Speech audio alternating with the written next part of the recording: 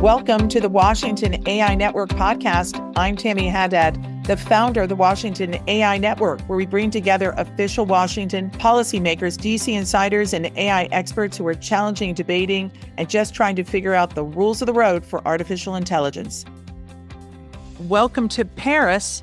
Yes, we are in Paris for the European Network of Women in Leadership Conference. We were at the Élysée Palace earlier, but we couldn't leave town without checking in with our great American representatives.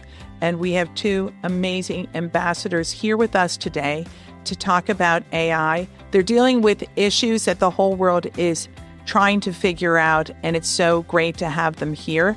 Courtney O'Donnell is ambassador to UNESCO, and that's the United Nations Educational, Scientific, and Cultural Organization. It's a specialized agency of the UN promoting world peace, security through international cooperation in education, arts, sciences, and culture. And former Congressman Sean Patrick Maloney, now ambassador to OECD, the Organization of Economic Cooperation and Development. Now you have 38 member countries. You guys are in the same building, very close to the ambassador, Denise Bauer. But I want to talk to you both about AI. That's why we're here. Sean, do you want to go first and talk about the mission of OECD? Because we have a lot of scientists here who may not have focused on the work you're doing here. Yeah, of course. Well, first, it's great to be with you, as always, Tammy. Thank you for your kind words. The OECD, as we call it, is an international organization, actually has its roots in the Marshall Plan after World War II, and it was the vehicle through which we distributed the resources involved in the Marshall Plan to help rebuild Europe. In the decades since, it has become a global organization of the world's leading democracies. And so it's a very important forum where we can work with like-minded countries to advance our shared economic interests. We are known for our research. I believe we publish about 600 publications each year. It's hard to pick up the Wall Street Journal or the Financial Times without seeing OECD data, typically on comparative economic data. We do a lot of important international tax work. We do a lot of important work on anti-bribery around the world. We do a lot of important work now on artificial intelligence and other issues of mutual concern. And how many member countries are there? There are 38 countries. There are 8 more seeking to join the OECD. What unites them is a shared commitment to democracy, the rule of law, human rights. So really, these are our best partners and friends around the world. Very fascinating. Now, Courtney, there you are on the other side of the building. I love the fact that you two are here together in the same building. So talk to us about UNESCO and the efforts.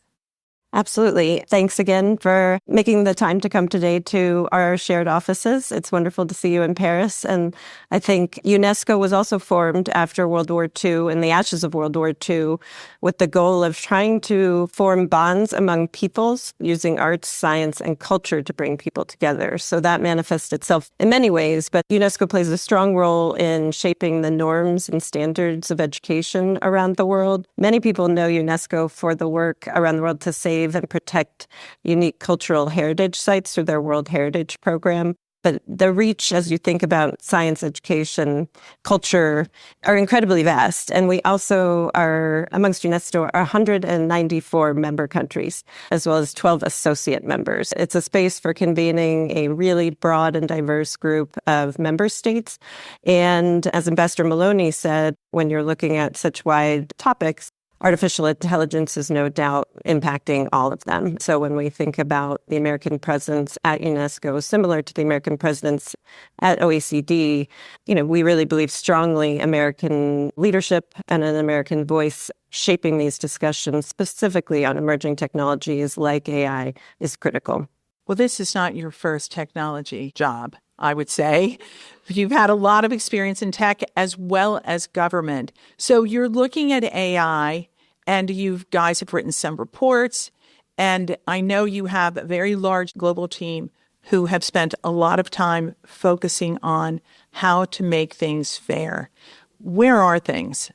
Well, it's a great question because at UNESCO, there are a lot of reports that are written, and we joke in the world of AI, the moment they hit the printer, they're out of date because obviously AI is moving so rapidly and it's an incredibly iterative process. But I think what really is at the core of the U.S. presence at UNESCO, is ensuring that these technologies are based around a human-centered, human rights-based approach. And I know you know very well, Tammy, the work of the 2023 Presidential Executive Order around AI, safe, trustworthy, how we make sure that we bring those ideals and those values to this forum. And when you have 194 countries, there's a vast array of maturity or, where countries are in terms of the infrastructure, the investment, the technology.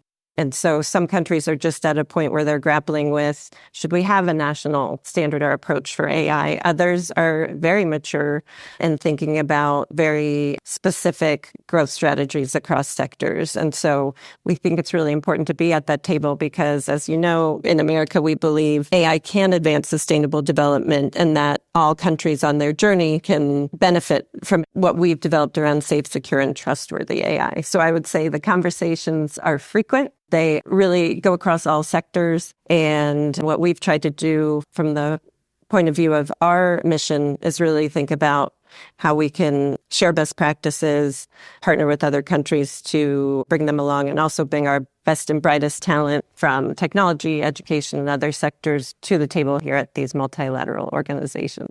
I'm going to come back to you because I want to ask you about the cooperation because I find it fascinating with this Washington AI Network past year, how much global cooperation there is. But Sean, I want to turn to you because you're dealing with the economics, the finance.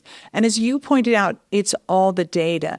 How do you spread that data around the world and get countries to not necessarily work together, but at least start at the same level? One of the differences between the different fora that the United States is active in on this subject, here two are represented, the UN system and UNESCO, Courtney's beat, which is really effectively universal membership. The OECD is, by definition, a more specific membership around like-mindedness and our values. And so I start that way for your question on data because so much of our interests as we try to benefit from these extraordinary technological innovations and revolution that AI represents is to enshrine our values in that. And really, when you think about it, the only way to avoid the downsides of AI, which are real, is to enshrine your values in the systems that AI is built on. And what we are able to do on data and on other issues at OECD is get together with the countries who really share our values and to work on issues of inclusivity that open up the opportunities of AI globally, but that also have deeply rooted within them the values of human rights and of free expression and of obviously just accuracy, historical accuracy. The United States is very focused on both spreading the benefits of AI, but also making sure that it is, as Courtney points out, safe and reliable. I don't want to talk about a UN initiative, but the Secretary of State recently traveled to New York and made an announcement at the General Assembly, which is just the latest effort. I think it was a $100 million commitment to spread the technology more globally, specifically to support the computing that's required for effective AI to more countries, to open up some of the models, to have more local context and language, because of course the data has to be inclusive of people's different languages, different cultures, different nuances and sensitivities. And that's a very important effort, and that will require leadership and resources. So I think those are the kind of areas where we really do some great work, not just to advance American interests, but to make sure that the benefits of AI are widely spread. And the other issue with AI on the table every day is the use of energy. When you look at the world, so many of the geopolitical issues are based on energy, and then you overlay AI. So how do you take the energy piece and talk to countries about that? Well, one of the things people may not realize is that the International Energy Association is also based here in Paris and actually grew out of the OECD around the oil embargo and the energy crisis in the 1970s.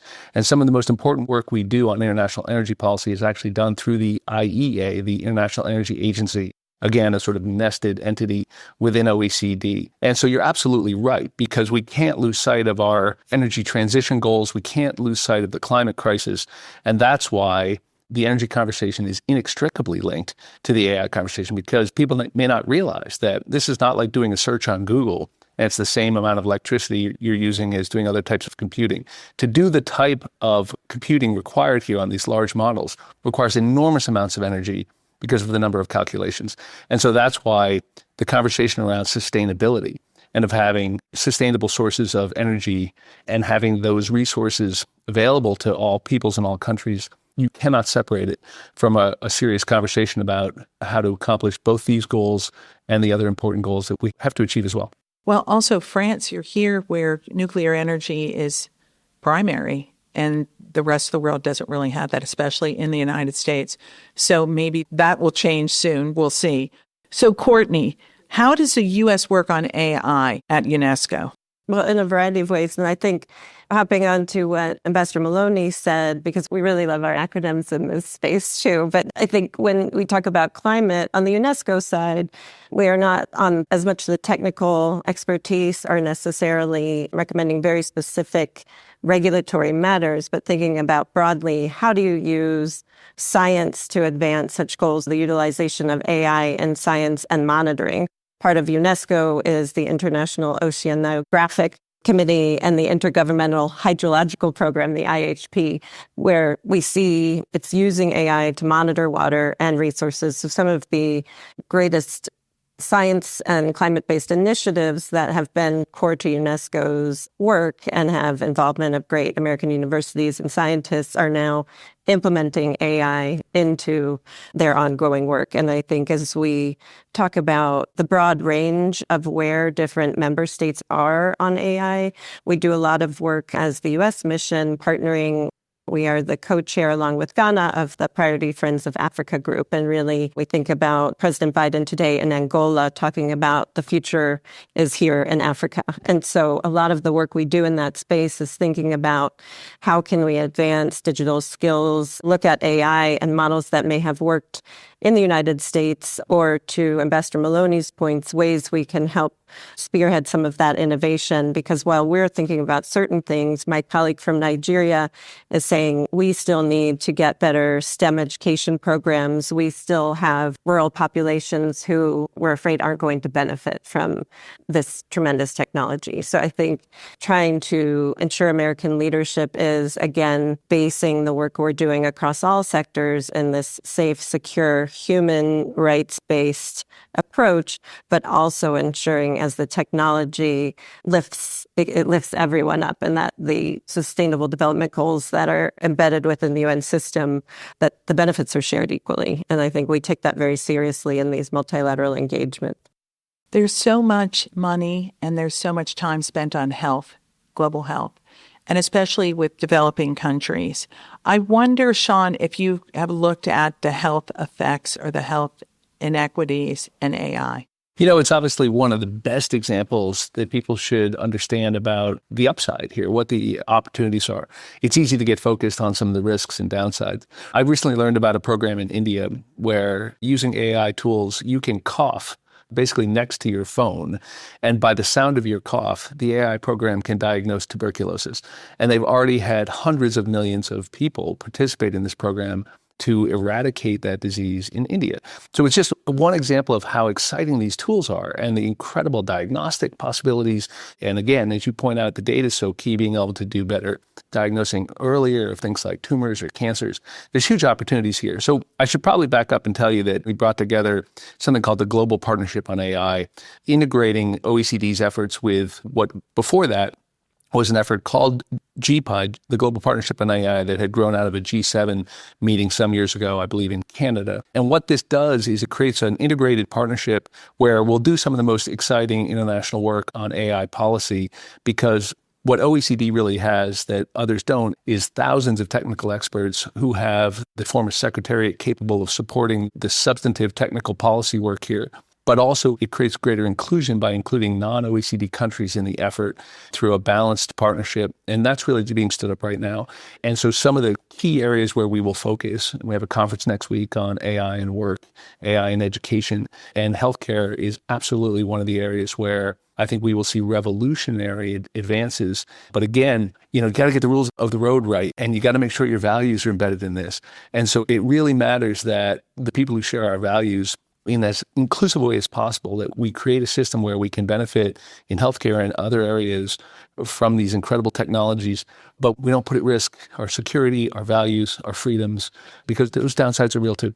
How much time have both of you spent allaying fears about AI? A great amount. I think it's a great question, and it's very real. And that's why I think education is so important. And I know both of us work very closely with U.S. corporations, members of the U.S. academic community, U.S. experts and technicians, partially as an education to other member states. But the fears are real. There's often a focus on the risk, and rightly so. We need to be very cautious. But I think also we can see the potential for huge gains where it's vastly needed. But there's no question trying to demystify fears and enhance education from procurement to data to privacy. We think about students and teachers a lot at UNESCO, given the focus on education. There's a lot of opportunity, but a lot of questions. And it's changing so rapidly that we really need to be careful. And the thing I've seen is that if you talk to technologists, you have a high-level conversation about AI, the fears you typically hear about are the science fiction movie of AI taking over the world or of automated systems doing things that humans can't stop. And those concerns are, believe it or not, actually real, and we have to be careful. Actually, though, here in the settings, and Ambassador O'Donnell may have found the same thing, the biggest fear I hear is the fear of being left out, is the fear that this is going to be a technology that inures to the benefit of wealthy countries, of countries that have the energy, that have the models, that have the companies that can lead in this space.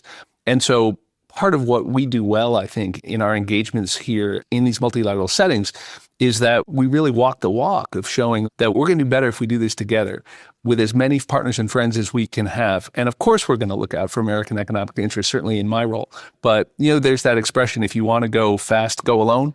But if you want to go far, go together. And that is very true in AI. And the biggest fear I've found, and from some countries you might not expect, we're not just talking about the developing world. We're talking about some very powerful and wealthy countries, but who have real insecurities that this technology is going to benefit the United States alone, or it's going to benefit only certain countries in certain ways. And that's just not true, and especially not true if we do it right. And we're all going to be better off if we get it right, working together.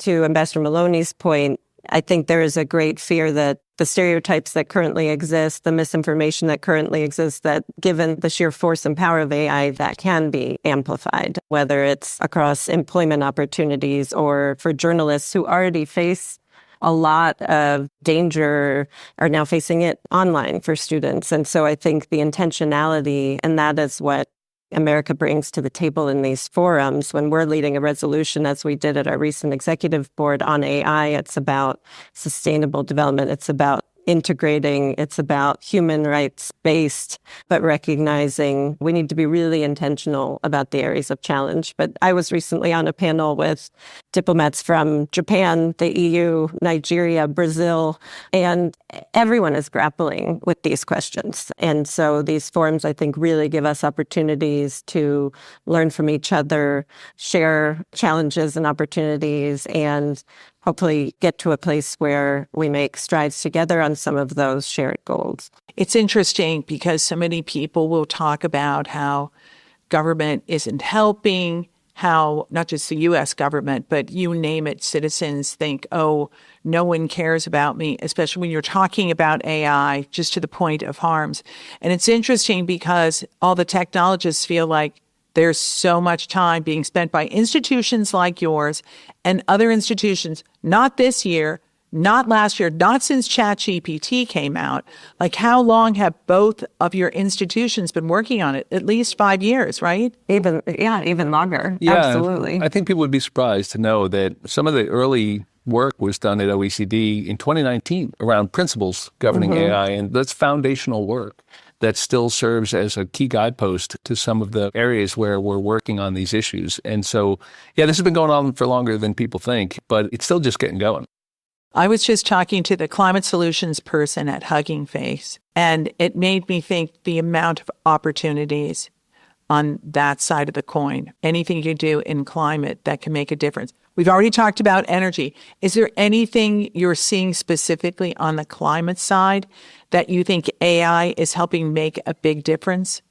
I would say from the OECD perspective, we have countries that are largely participating in other international efforts like the Paris Climate Agreement who have very serious programs in place to try to decarbonize their economies. Obviously, we've done enormously important work on this in the United States in the last few years, the Inflation Reduction Act and other measures where the Biden administration has really led on climate. And I think what AI opens up is the possibility that you can just accelerate these efforts through better modeling, through better technologies, through better identifying ways in which you can decarbonize while you maintain robust economic growth, right, which is the key.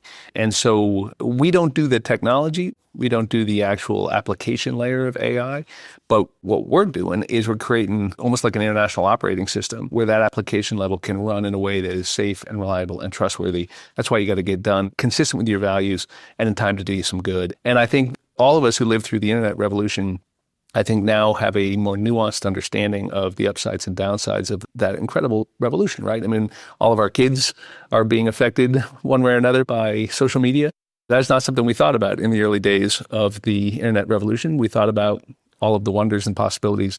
So I think it's just a good example as we approach AI of how getting the values right, getting the system set up the right way is really going to pay benefits in climate and in other areas. And that's really the work we're doing anyway. I'm going to mention Congress again because it's watching the process as they've been trying to consider legislation.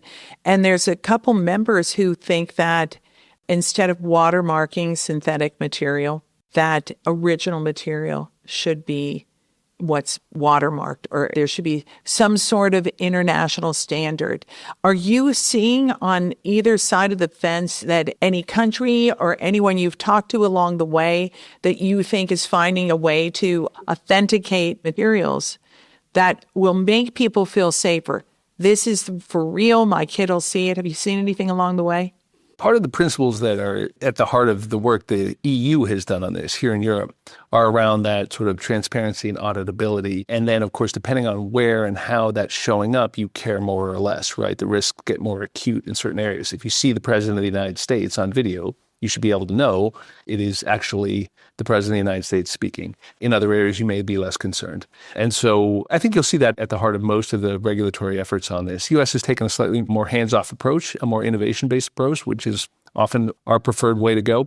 But yeah, this is coming fast. You're going to have to know when that information is real, when it's your spouse calling on the phone, or whether it's an AI-generated voice that you cannot distinguish from your own spouse. And at UNESCO, we see that a lot on the education side in terms of how are we thinking about digital literacy, digital learning, both for teachers, for parents, for students, to be smarter about sources and to really question that. And so how does that manifest itself in different curricula? How do you ensure textbooks are inclusive? How do you ensure they're credible? These were questions that happened with hard textbooks, and now you think about the diversity there. And then I do think to flip again to positives, when you talk about Hugging Face, UNESCO has done some great work with Hugging Face around preserving indigenous languages through AI. And you think about who's in the room, what are we using, what are the data sets, language, doing pretty well for English, but think about the languages that are going extinct as we sit here and the opportunity to utilize these tools on a human, on a cultural level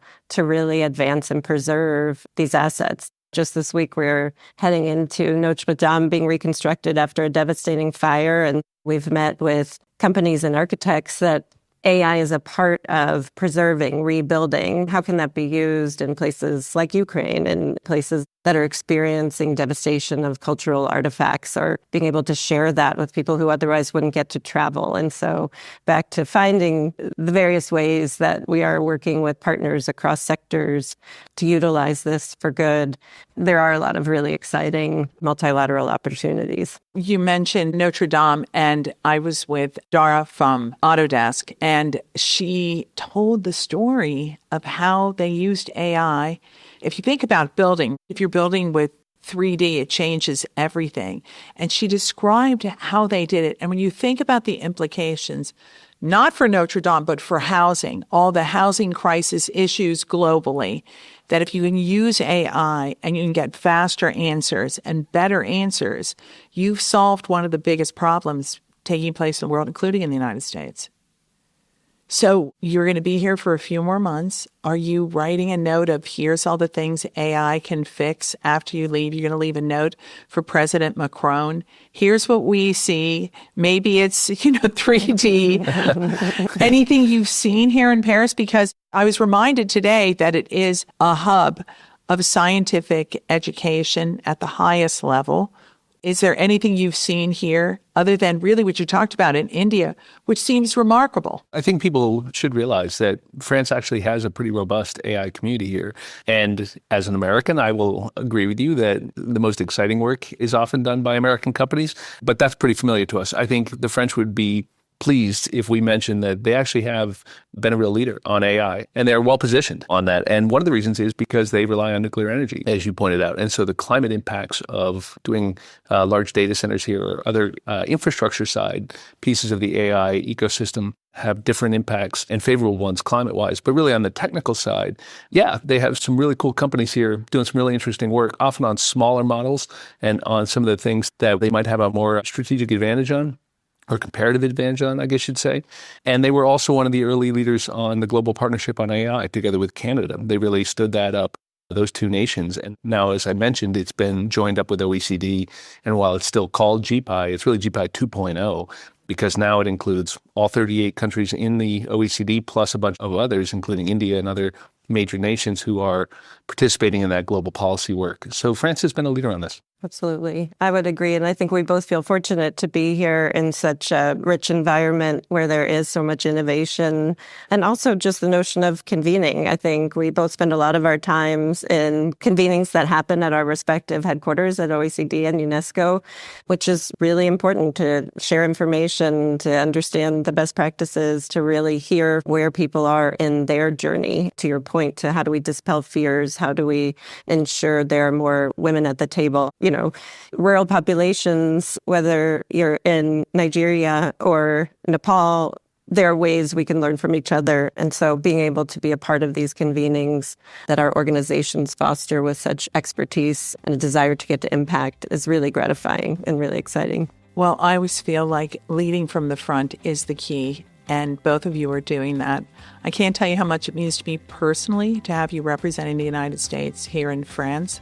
Although I'm happy to have you come back. I look forward to that. At some point. Back, we might leave our jobs, but Paris is pretty great. Yeah. It's great to hear the amount of work you're doing in AI and for the United States and all of these countries. Thank you for being with us on the Washington AI Network podcast.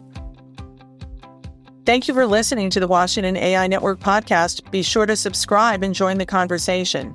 The Washington AI Network is a bipartisan forum bringing together the top leaders and industry experts to discuss the biggest opportunities and the greatest challenges around AI.